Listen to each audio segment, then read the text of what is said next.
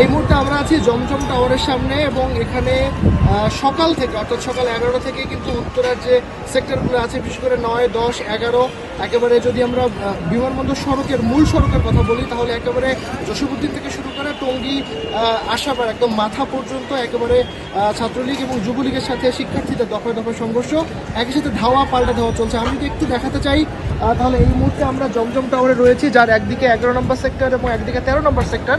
সেখানে আমরা দেখতে পাচ্ছি শিক্ষার্থীরা রাস্তা অবরোধ করেছে এবং চারদিক থেকে, এদিকে চৌরাস্তার মোড় জমজম টাওয়ারের, এবং চারদিক থেকে যে অবরোধ, রাস্তা একেবারে বন্ধ করে রেখে তারা কিন্তু আন্দোলন করছে।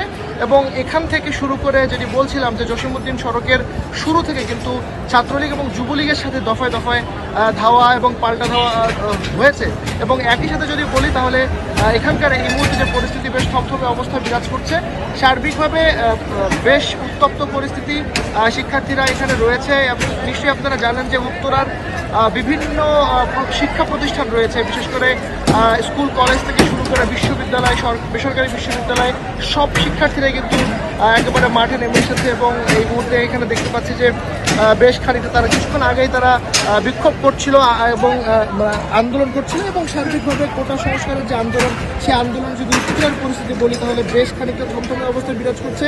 এবং সকাল 11টা থেকে এটি শুরু হয়েছে এবং প্রায় দুপুর গড়িয়ে বিকেল হতে চলেছে। এখনো পর্যন্ত পুরো রাস্তার যে যান চলাচল সেটি কিন্তু স্বাভাবিক নয়, অর্থাৎ যান চলাচল বন্ধ রয়েছে। যদি উত্তরা যে জসীমউদ্দিন রোডের উপর থেকে টঙ্গী যাবার যে ফ্লাইওভার যারা ব্যবহার করছে শুধুমাত্র তারাই ওই দিকটা যেতে পারছে, কিন্তু নিচের যে সড়ক সেই সড়ক পুরোপুরি মোটামুটিভাবে বন্ধ রয়েছে। তো এই হচ্ছে আমাদের উত্তরার জমজম টাওয়ার থেকে সবকিছু।